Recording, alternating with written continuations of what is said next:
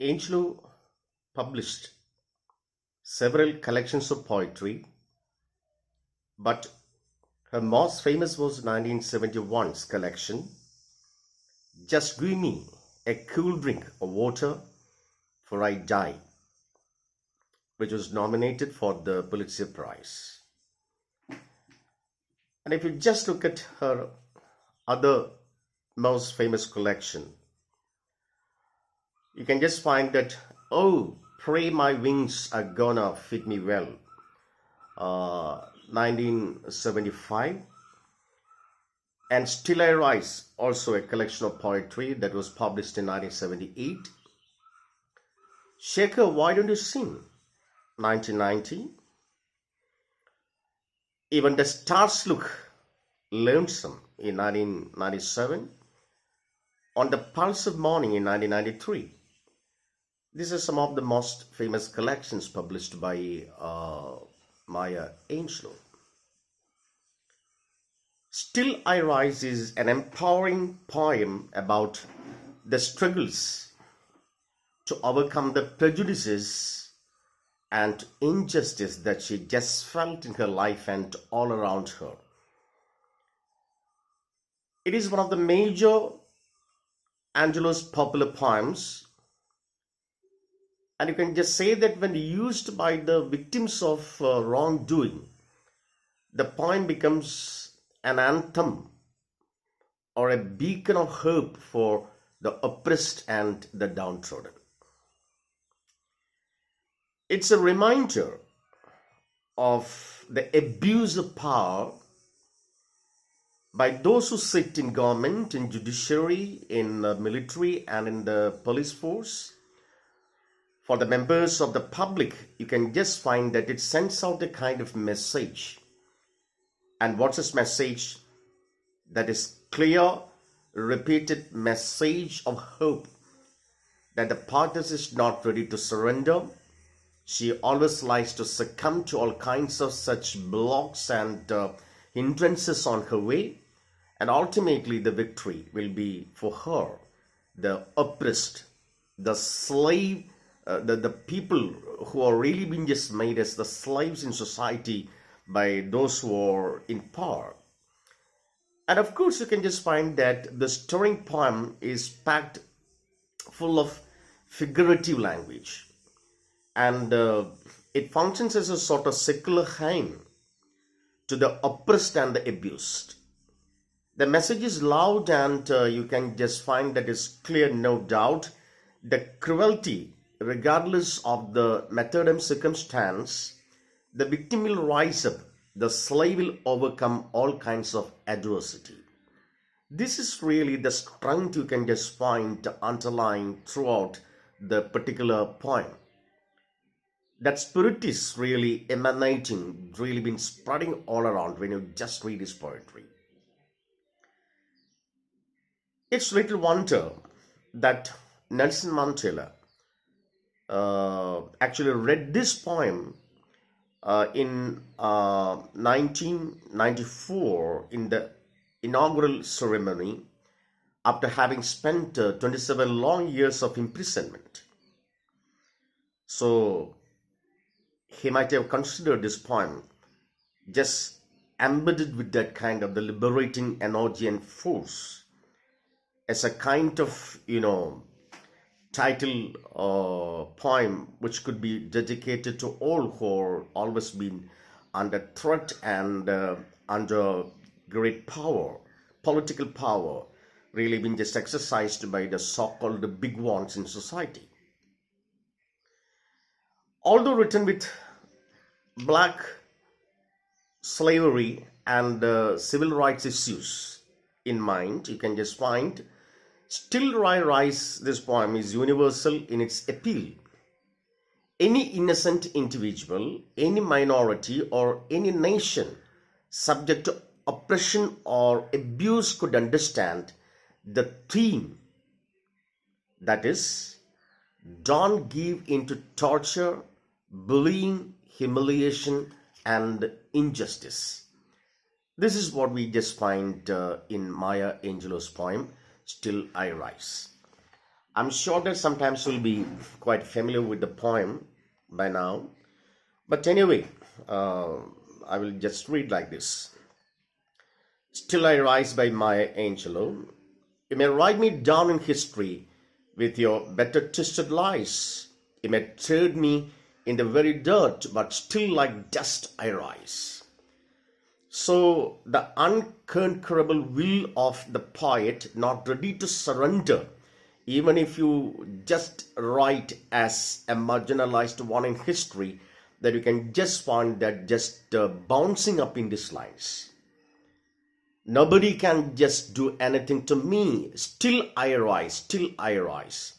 You can just find that this line is get repeated throughout this poem as a refrain, and that it just shows that the relentless optimism and the obsession of the poet, that she will get over all this kind of difficulties, and the ultimate success, victory, the triumph will be just for those represented by her attitudes and visions in poetry. Does my sauciness substitute? In certain situations, you can just find that people cannot just talk so respectfully if continuously they are really being just thrown out. So she says that you may just find my words rude, not without some respect and all. Why are you beset with gloom? You think I'm just out of your consideration? I'm behaving not as you just expected, not within the track that you have already been just laid down.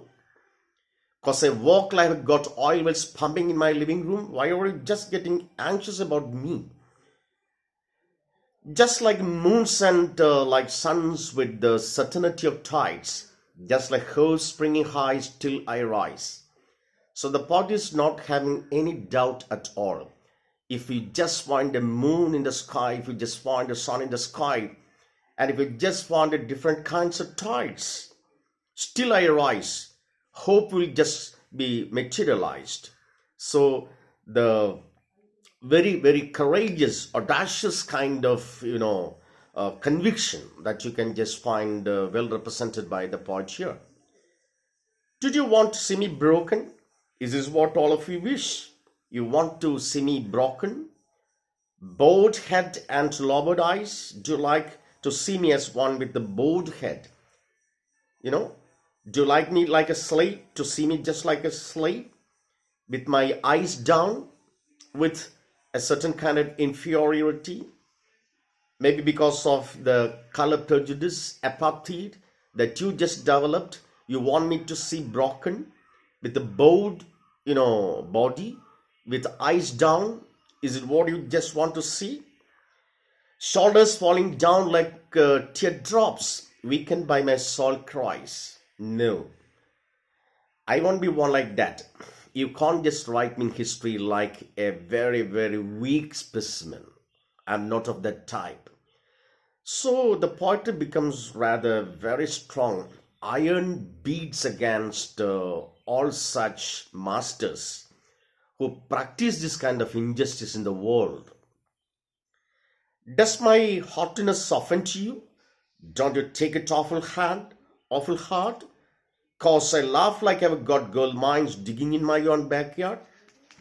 So there is no need for any kind of anxiety on your part. I'm just like a human being, just like you, with the abilities and the right to laugh, the right to cry, the right to feel. Don't get always on my way and look at me and just be, don't get excited over what I'm just doing. Maybe because you'll be having that kind of fear that we people will just rise and will just pose a kind of threat to you. So you may shoot me with your words.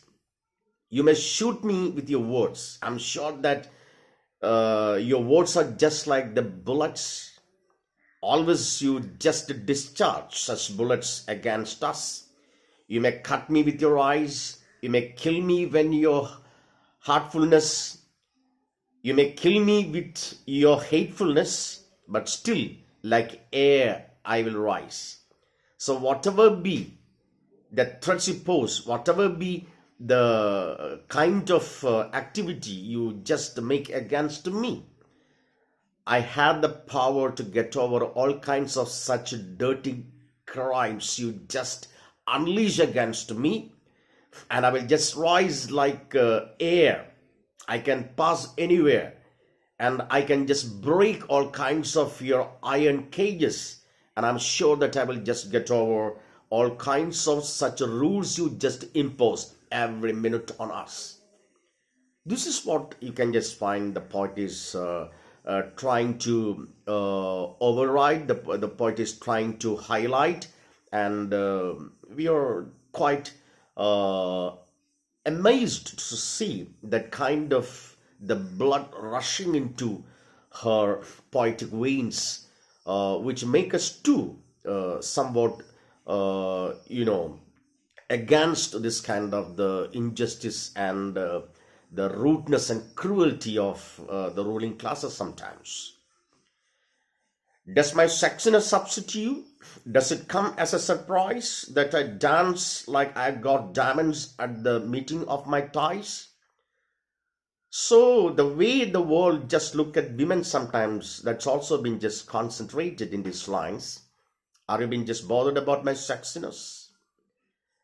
Uh, you know, how the female sometimes being just looked upon by this system, the system of anti-feministic attitudes, maybe the capitalist groups having the color prejudices, and all kinds of such historical utterances against this kind of the black people. They consider them always just like objects of sex. Are you being, does my sexiness upset you? Does it come as a surprise that I dance like I've got diamonds at the meeting of my thighs? Out of the huts of history shame I rise. At the very concluding lines, you can just find all those things that she has been developing through the poem, getting accumulated into an organized force of the poet's resistance. And it's coming up like this: out of the huts of history's shame, I rise up from the past as rooted in pain. You supplied only pains to us, and we are rising out of the huts of history, and I'm a black ocean. So the strength of that resistance of the black, or the negritude of the people, the courage and the strength of the black and the particular ideology, you can just find overwhelming when she says that I'm just a black ocean, leaping and wide, welling and swelling up bare at the tide, leaving behind nights of terror and fear I rise. So I will just rise above the terror you just pose every time towards us. I rise into daybreak that's wondrously clear. I rise, bringing the gifts that my ancestors gave. I'm the dream and the hope of the slave. So I'm the dream and hope of the slave. When the poet says something like this, she's really having a responsible understanding about the fact that there should be somebody to lead a class who are always being just marginalized and really been just thrown into the gutters of society. And she's really embarking upon that historic mission and saying that bringing the gifts of my ancestors gave, and the dream and hope of the slave. There should be somebody to lead and to give, just emancipate, to give freedom to these people who are always been just thrown into this kind of, miserable kind of existence. Bring the gifts that my ancestors gave, and the dream and the hope of the slave. I rise, I rise, I rise.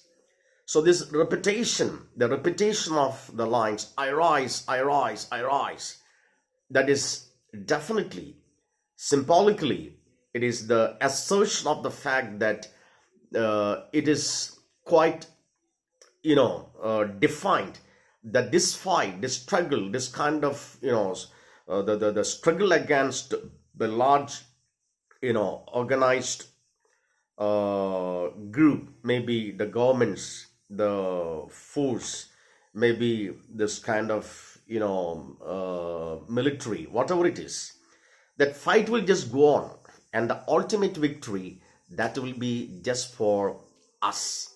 So the confident, optimistic, obsessive notion of the fact that victory, triumph, and everything is ultimately everything, you can just find that ultimately will just come, and she's really just having that responsible representation in the poem. And I'm sure that after reading this poem, everybody will just get excited and will know more about aware of what's really just happened once in history, and how the Negroes, the blacks, the American African people just lead with this kind of the traumatic experience and all. And I'm sure that the poem is something so simple, at the same time very complex, and it needs more different kinds of analysis and all. And you have to go through the poem well, and once again, and to come out with some more observations and the ideological expansions. And I'm sure that this poem will not only give you an academic, excitement, but also will make some kind of influence the way you would just like to look at the world. Okay.